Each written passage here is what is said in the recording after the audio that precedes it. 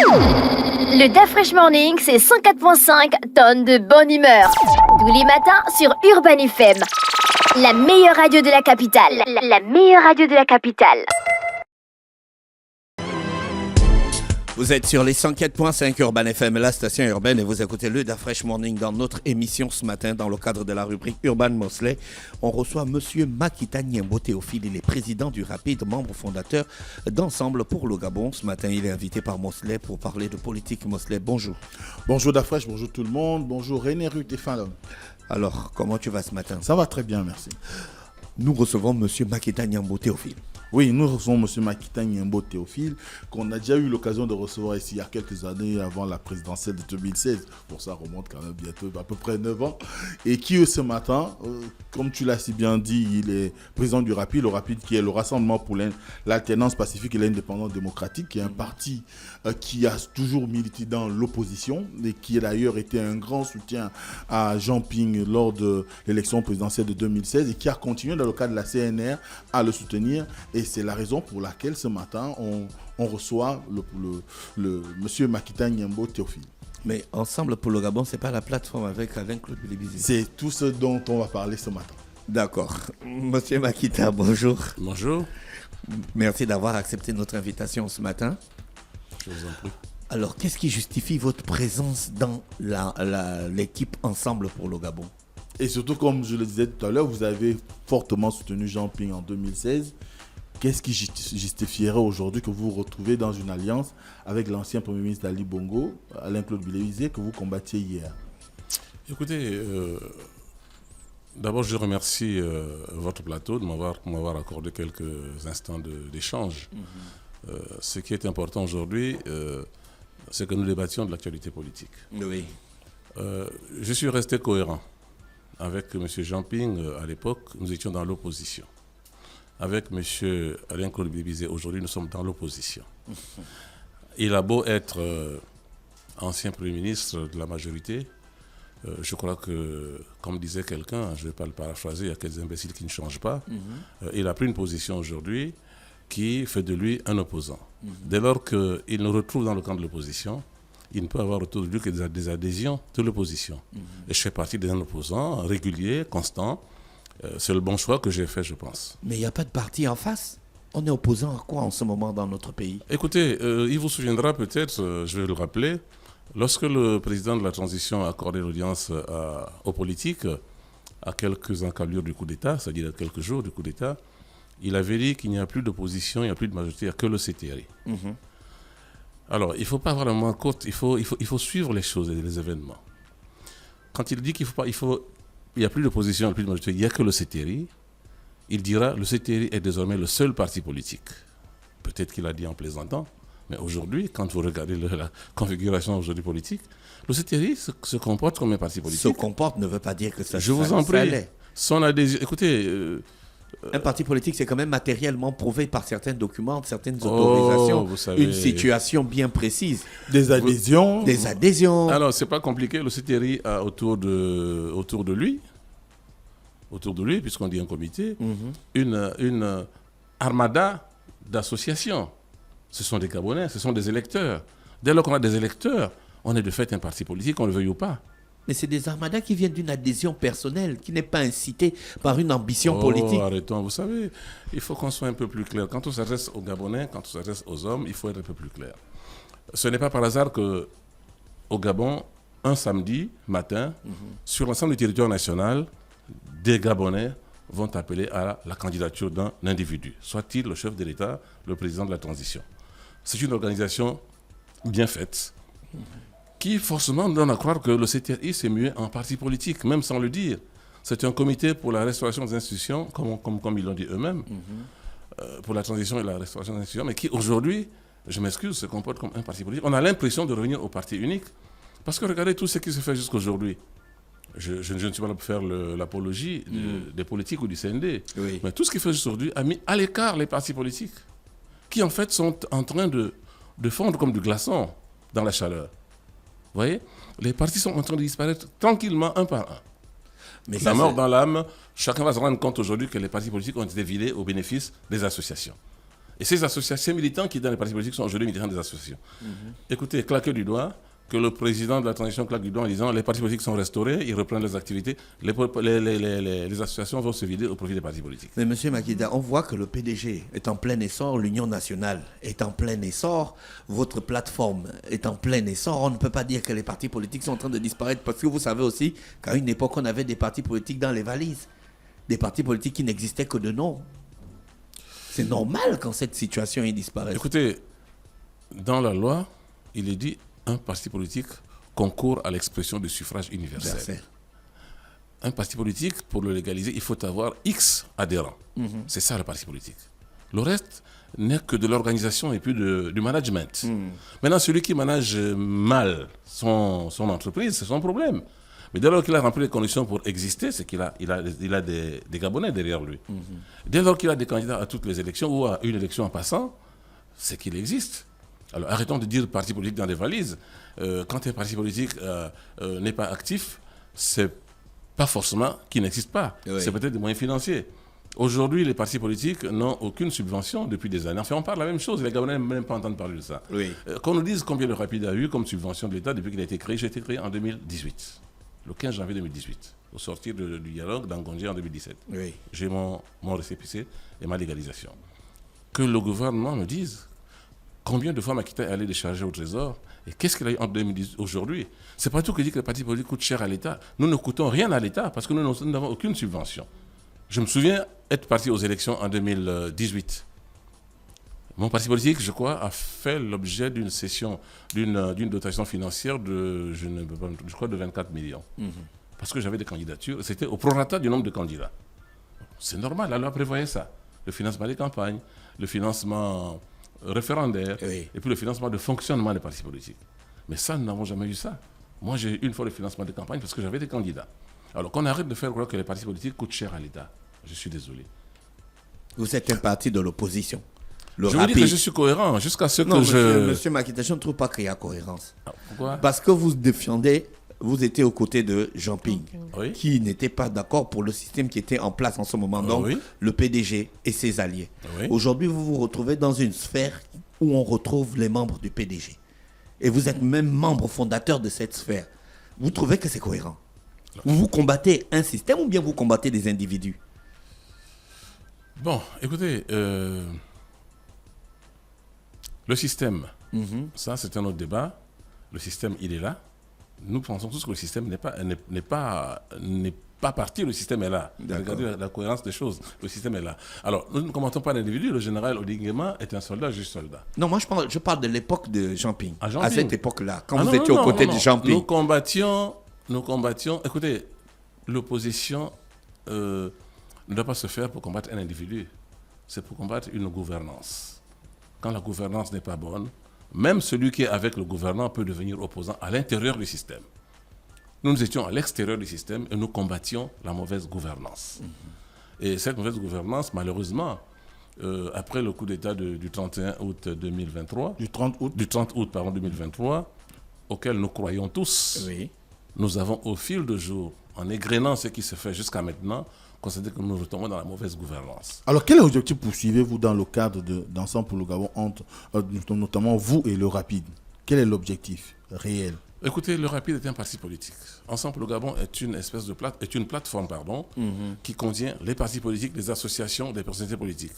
Donc c'est un rassemblement d'intelligence, un rassemblement de politique au sein duquel nous débattons de l'essentiel. Tout ce qui est dit par notre président actuel, M. Alain Claude-Bibizé, ne vient pas de lui. Peut-être qu'il reformule de sa manière, mais vient du consensus de ce groupe de personnes, partis politiques, personnalités politiques et éventuellement associations. Donc nous nous retrouvons au sein de cette plateforme parce que je peux vous rassurer que le Rapide a sa place dans tout ce qui va dans le sens de l'opposition par rapport à la mauvaise gouvernance. Alors, quand je parle d'objectifs, j'ai envie de dire, aujourd'hui, est-ce que ce sont les mêmes reproches que vous faisiez d'antan, notamment en ce qui concerne la gouvernance d'Ali Bongo, que vous reprocherez aujourd'hui au système du CTRI et de l'Iguingama? Aujourd'hui, nous partons sur des choses simples et claires. Nos avions, ça s'appelle CTRI. Comité pour la transition et la restauration des institutions. Alors, je ne sais pas combien d'institutions ont été restaurées aujourd'hui. Je ne sais pas. Je ne sais pas. Nous connaissons tous les institutions, le Sénat, l'Assemblée et compagnie, on ne sait pas ce qui a été restauré, premièrement. Deuxièmement, la transition. La transition a une charte. Vous savez comment aujourd'hui que cette charte a été chaque fois escamotée, a été chaque fois bafouée par ceux qui l'ont rédigée. Là-dedans, vous avez des situations qu'ils appellent des situations transitoires, où le chef de l'État qui va être élu va fonctionner avec 2 documents, avec une charte et une nouvelle constitution. Ce qui déjà n'est pas légal. Ou on va avec la charte, ou on va avec la constitution, mais pas les deux à la fois. Non, mais vous savez très bien qu'après l'élection présidentielle, la charte n'aura plus sa place. Oui, on sonnera la fin de la transition. C'est parce que le CTRI a voulu inverser l'ordre des choses. Si le CTRI avait commencé par les élections locales et législatives, on arrivera à une présidentielle finie, avec des organes de la transition également finis, et on n'aurait que la Constitution. Vous comprenez? Mais le fait qu'il commence par les présidentielles, ça fait un tilt. On aura un chef d'État qui sera élu, vraiment élu légalement, qui sera cette fois-ci, non pas président de la transition, mais président de la République, mais qui aura comme institution à sa remorque un Sénat nommé, une Assemblée nationale nommée, un conseil économique nommé. C'est ça qui fait mal. Et lorsque nous étions à l'audience que nous avait accordée le chef de l'État, nous le lui avons dit qu'il était souhaité de revoir le calendrier. Il faut commencer par tout ce qui est proche de la population, c'est-à-dire les collectivités locales, et remonter vers les élus que les populations envoient au Parlement, Sénat, Assemblée, et enfin l'élection présidentielle. On aurait un président qui aura autour de lui des organes déjà choisis par les Gabonais. Plus ou moins implantés. Oui. Légitime. Oui, légitime. Je pense. Et quelle est la réponse qui vous a été donnée? Il a dit je ferai. Il dit je ferai, on va regarder ça, c'est pas mauvais. Mais moi, j'ai un calendrier que je dois respecter. Il faudrait que la transition prenne fin au plus tard le 31 août. Pas une heure de plus. Alors, la question que beaucoup se posent, c'est celle de savoir pourquoi un officier à la retraite, grade de colonel, ne choisit pas de faire, on va dire, chemin avec ses frères d'armes d'hier et finissent par choisir le camp des civils. Bah, écoutez, un civil gabonais, c'est un Gabonais. Un militaire gabonais est un Gabonais. L'intérêt principal, c'est le Gabon. Le Gabon.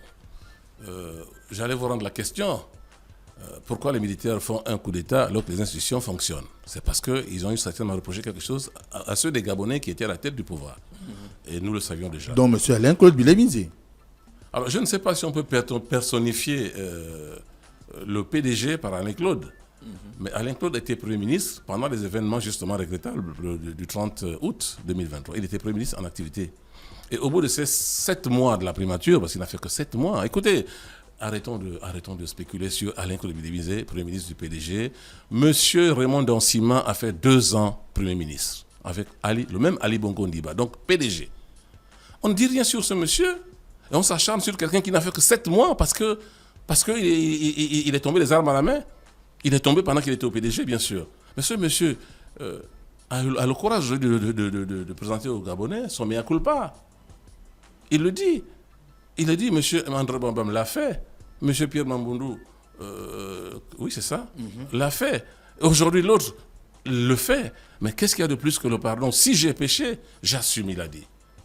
Mais ça ne donne pas le droit à Bilemizé de voir ses compatriotes faire les mêmes bêtises et ne pas attirer l'attention de ces derniers en disant attention, c'est pour ça que nous avons été renversés. Mais pourquoi vous, aux côtés du chef de l'État, vous continuez à faire la même chose? Vous l'induisez en erreur. Écoutez, moi je pense qu'il est honnête. Vous savez comme moi qu'il a dit, il a été proposé au poste de Premier ministre. Sous la transition, il a refusé. Au poste de je crois, président de l'Assemblée nationale, il a refusé. Et au poste même qu'avait le jeune Noureddine, là, coordinateur des affaires il a refusé. Il n'a pas refusé par mépris pour le CTR. Non, il a refusé parce qu'il est cohérent. J'ai été renversé. Écoutez, c'est une femme que vous avez mise à la porte de votre domicile pour prendre une autre épouse en os. Et vous allez la rechercher, celle-là, pour dire viens à la maison, mais elle va être en deuxième position. Ça ne va pas, non? Il a refusé, il était cohérent. Il a dit, moi, j'ai été renversé parce que j'estime que j'ai mal fait. Je vais observer. Et il a observé, avec nous, il a observé. Parce que ça fait aujourd'hui 15 mois que nous observons. Aujourd'hui, le CTRI, mes collègues ont un bilan. Un bilan qui n'est pas forcément élogieux. il y a quelques mois, ils étaient blancs comme neige. Mais aujourd'hui, le CTRI a un bilan. Tous les Gabonais qui observent, qui suivent l'actualité nationale savent que le CTRI a un bilan. Et maintenant, c'est à partir de ce bilan. Qui est lequel, selon vous? Pour moi, mi-figue, mi-raisin. Il y a des domaines où ils ont fait. Il y a des domaines où ils ont fait. Donnons-leur encore le temps de faire mieux. Alors, vous pensez qu'on vient au pouvoir pour apprendre? On ne vient pas apprendre quand on est au pouvoir.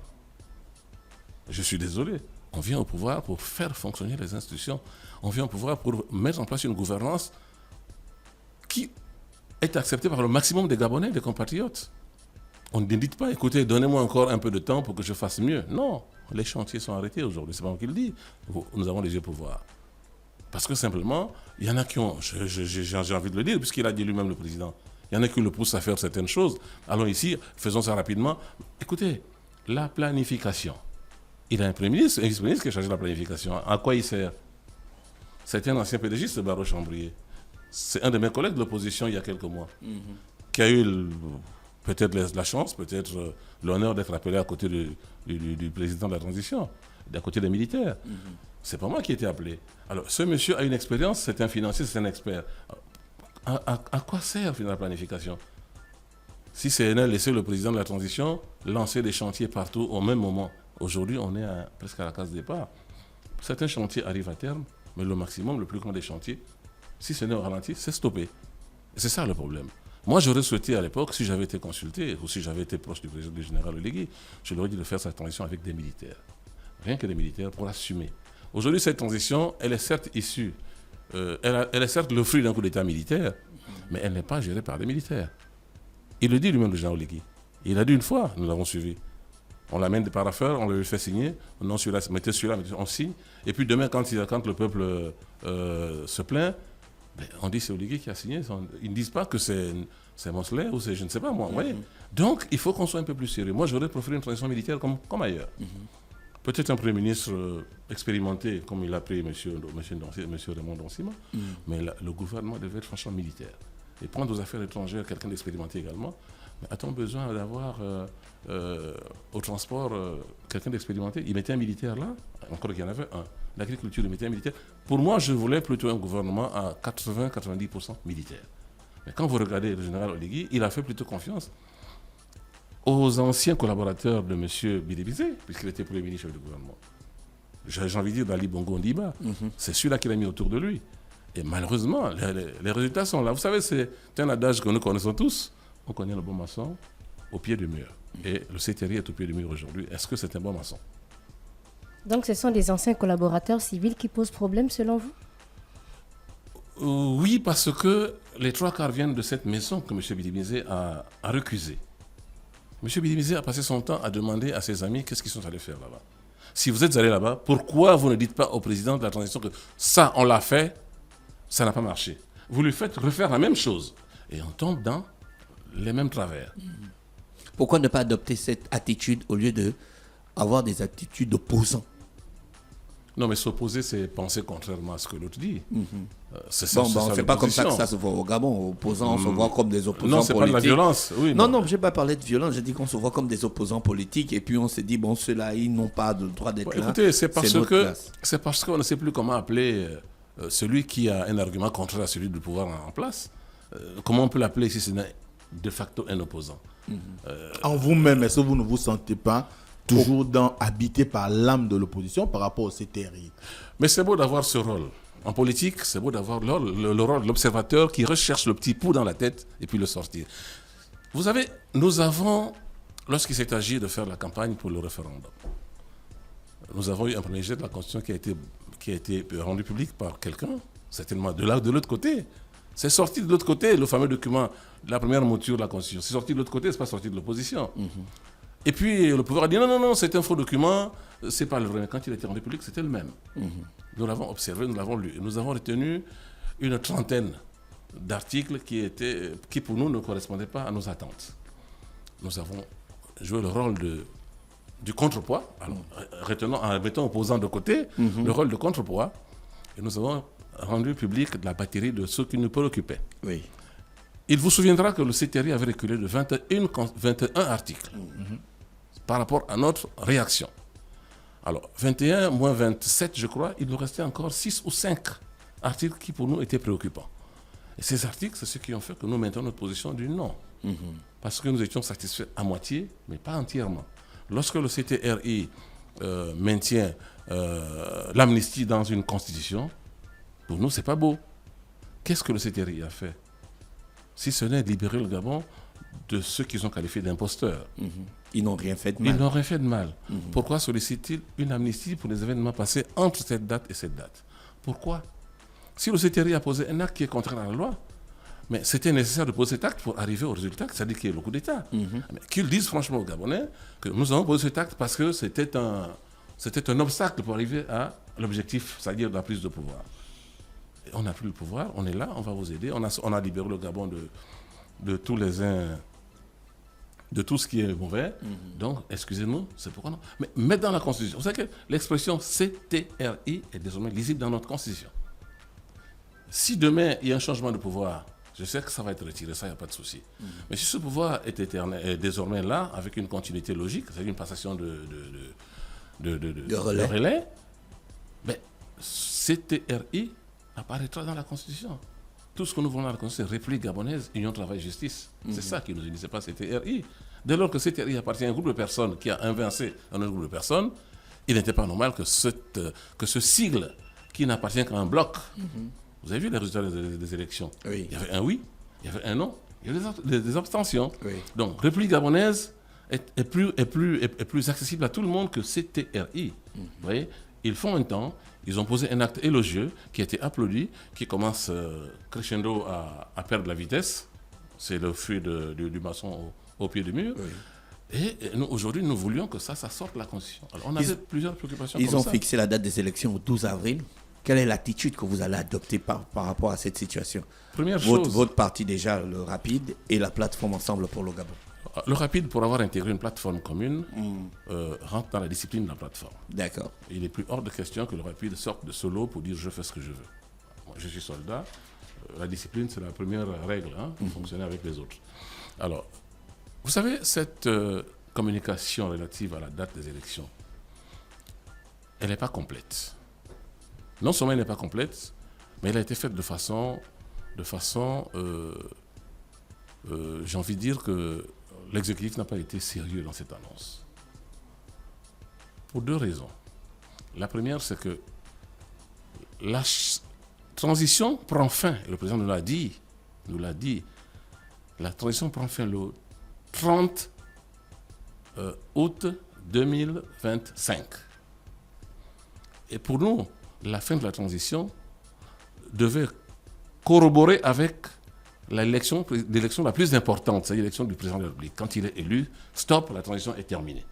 Comme j'ai dit tantôt, avec auparavant, au préalable, les députés déjà élus, les maires et tout ce qui s'ensuit, les locaux soient déjà élus. Alors, il a mis une date d'élection au 12 avril, une date qui est rejetée par tout le monde. Les enfants sont à l'école.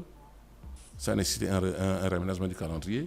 On n'est jamais allé aux élections au Gabon depuis les Yamba, pendant que les enfants sont à l'école. D'où, quand vous faites un petit détour, un peu plus loin, tout se faisait au mois d'août. Oui. Tout se fait au mois d'août, et même au 30 août. Alors, moi, je ne comprends pas que, là encore, je ne sais pas si c'est le général Oligui, mais il est autour du monde.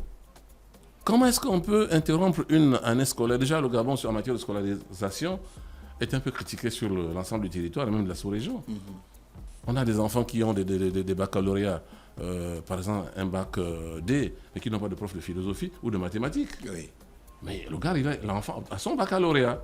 Vous voyez? Bon, ça, ce n'est pas mon problème. C'est pour dire qu'il y a un problème autour du chef de l'État. Maintenant, cette fameuse date du 12, c'est la date de quoi? Du premier tour? Du deuxième tour?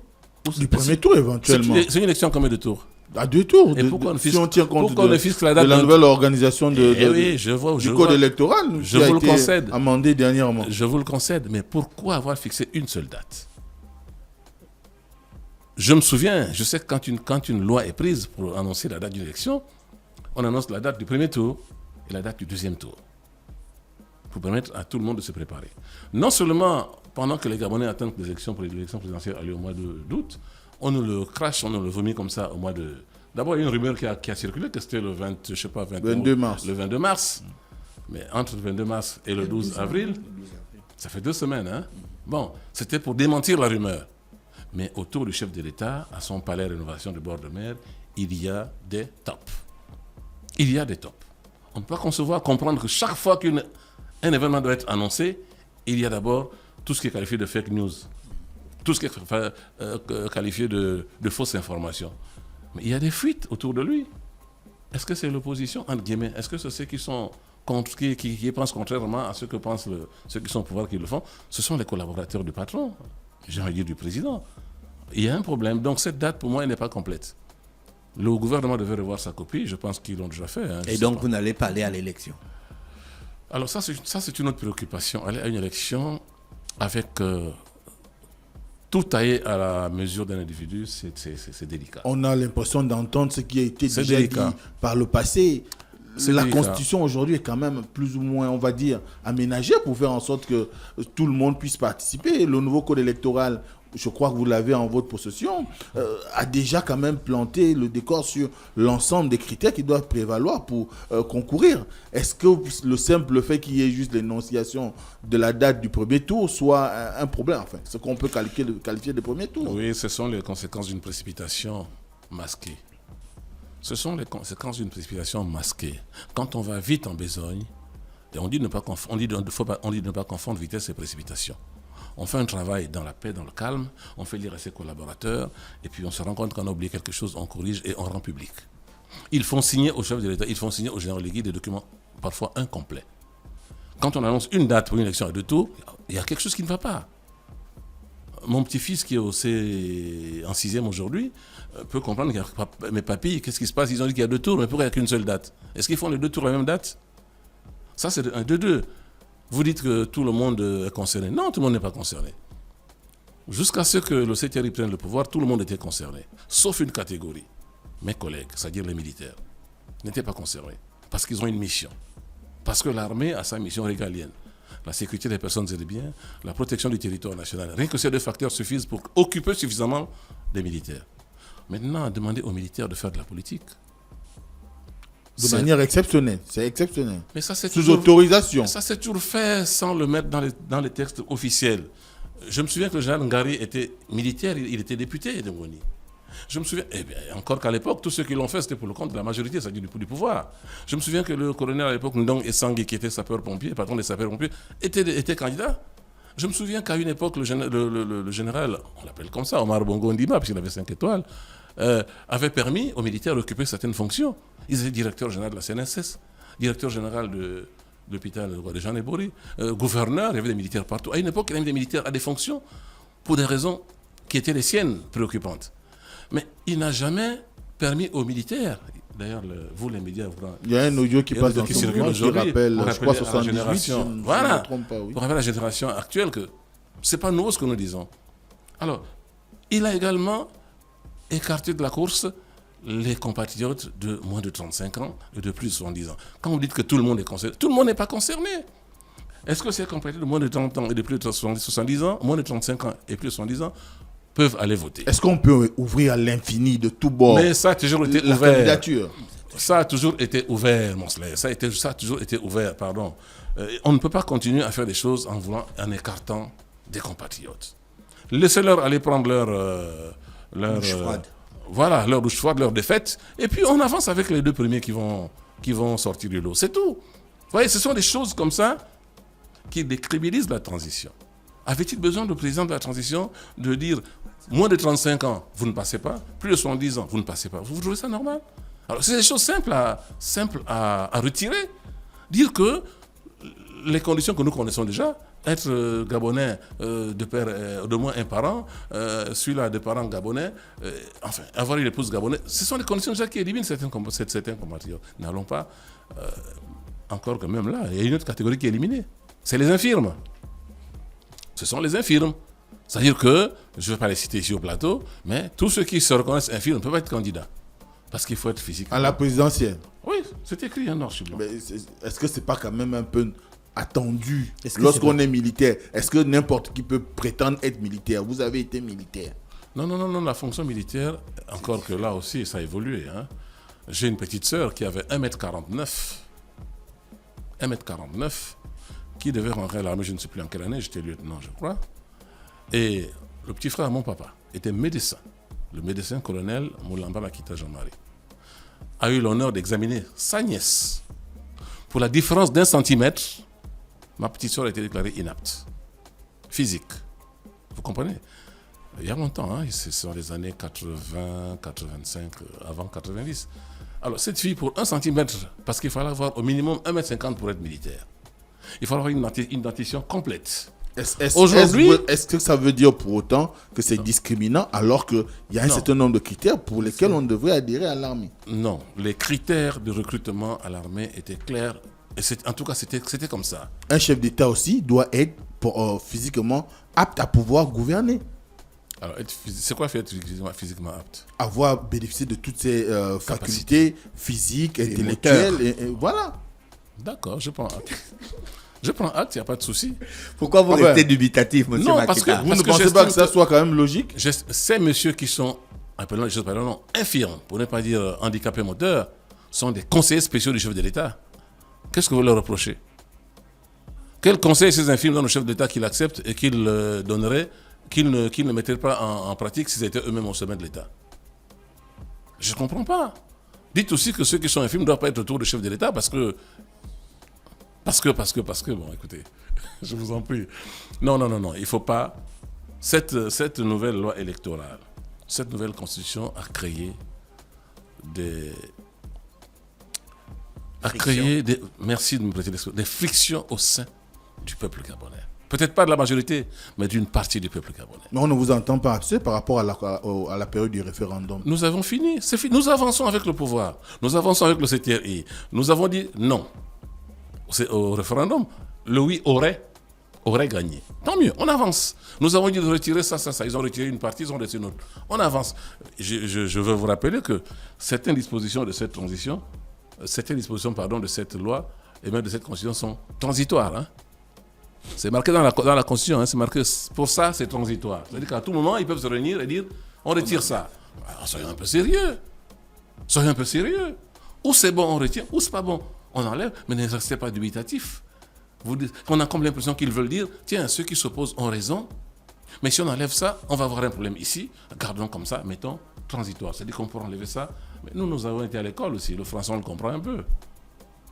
Tout ce qui est transitoire sera retiré quand l'objectif fixé par ceux qui l'ont conçu sera atteint.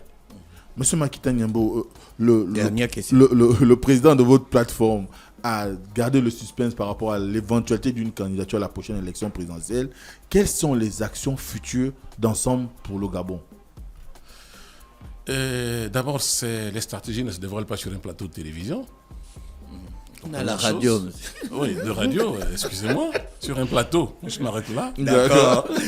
Par contre, Ensemble pour le Gabon a un programme. Le candidat éventuel d'Ensemble pour le Gabon sera connu, soit en tant que candidat que nous allons accompagner, c'est-à-dire que nous allons soutenir, soit en tant que candidat de la plateforme que nous allons solliciter, pour lequel nous allons solliciter le soutien d'une partie du peuple gabonais. Parce qu'on n'a pas dit tout le peuple gabonais, non, il y a toute une partie. Il l'a dit lui-même au cours de la dernière conférence de presse, vous serez informés. Nous regardons si s'engager à une compétition maintenant ne serait pas accompagner la forfaiture. Nous pensons que le chef de l'État, le président de la transition, qui écoute tout le monde, il nous a dit qu'il suit, il écoute tout le monde. Et effectivement, je suis convaincu qu'il suit, parce qu'il a dit certaines choses que nous avons dites pendant les débats télévisés. Il regarde, il écoute. Tout ce que je vais rappeler au chef de l'État, c'est que c'est lui qui commande pour l'instant. Il a intérêt à prendre des mesures qui satisfassent le maximum de Gabonais, pour ne pas dire tous les Gabonais. Cette histoire-là, de 35 ans au plus, 70 ans, 35 ans au moins 70 ans au plus, il faut qu'il retire ça. Parce que ceux qui ont moins de 35 ans et ceux qui ont plus de 70 ans deviennent des aigris, surtout s'ils avaient des velléités, des ambitions. Des ambitions. Ne serait-ce que pour commencer et puis voir plus tard, après le pouvoir militaire, s'il peut se présenter. Vous savez, dans la vie, tout est planifié. Là, le président de la transition et son équipe nous ont éjecté comme ça en plein visage un calendrier pendant que nous attendions que les élections se fassent au mois d'août. En août. Là, il nous a balancé au visage, boum, avril. Ok, on observe. On attend maintenant la prochaine surprise, les locales, législatives. Est-ce que ça se fera après, puisque ça pourrait se faire après le mois d'août. Hein? Une fois que celui qui sera candidat sera élu, s'il est du bloc du CTRI sans citer le général Ligui, ça peut être quelqu'un qui le soutient. Ils vont tout amener jusqu'à fin août. Et on pourrait se retrouver en 2026 avec toujours une Assemblée nationale de transition, avec un Sénat de transition, avec un Conseil économique de transition et avec même un Premier ministre de transition. Vous voyez? Le problème, c'est ça en fait. Regardez un peu dans la disposition qui consiste à l'intérim du chef de l'État. Si c'est le président du Sénat, de l'Assemblée nationale qui assure l'intérim du chef de l'État, monsieur, pour peu qu'il ait une épouse étrangère, ou puisque pour être élu maintenant député, on peut avoir les deux nationalités. C'est-à-dire que ce monsieur peut être né de mère française et puis de père gabonais. Il est président de l'Assemblée nationale. Et il y a une vacance au pouvoir. Mais c'est lui qui assure l'intérim. Et on a dit que pour être président de la République, il faut pas avoir je sais pas comment. Une double nationalité. Une double nationalité. Là, vous aurez quelqu'un qui sera franco-gabonais. Parce qu'il est arrivé à ce poste en passant par l'Assemblée nationale, qui a ouvert l'élection à cette catégorie de personnes. Mais c'est interdit au niveau de la présidentielle, vous voyez. Oui, c'est des petites choses. Je sais qu'ils l'ont vu. Ils ont vu ça, mais ils se sont dit, bon, écoutez, on verra ça après. C'est dommage. Nous ne sommes pas des fous. Nous sommes des Gabonais qui avons la tête sur les épaules. Nous sommes des Gabonais qui vont accompagner la transition. Mais quand quelque chose ne nous plaît pas, nous avons la force et la qualité de leur dire que ça, c'est pas bon. Contrairement à ceux qui savent que c'est pas bon, mais ils disent au chef de l'État, on avance. Et il avance.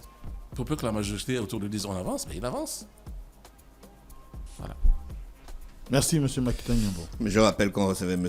Makita Nyembo Théophile, qui est président du RAPID et membre fondateur d'Ensemble pour le Gabon, dans le cadre de l'actualité politique avec Mosley. Merci, restez connectés sur les 104.5 Urban FM, la station urbaine René Ruth, l'actualité du week-end. On se retrouve de 16h à 18h pour l'émission publicitaire Urban Free avec différents programmes. Et aussi, aujourd'hui, il y aura le choc des légendes de mix. Donc, avec DJ Fléau et DJ Daouda du côté du VIP à partir de 22h. Le VIP est situé à lui, avant la statuette Arapunda Walker. Merci, restez connectés sur les 104.5. Passez un très bon week-end sans Internet. On se retrouve lundi à partir de 7h. Chers auditeurs, le DaFresh Morning, c'est 104.5 tonnes de bonne humeur. Tous les matins sur Urban FM. La meilleure radio de la capitale. La meilleure radio de la capitale.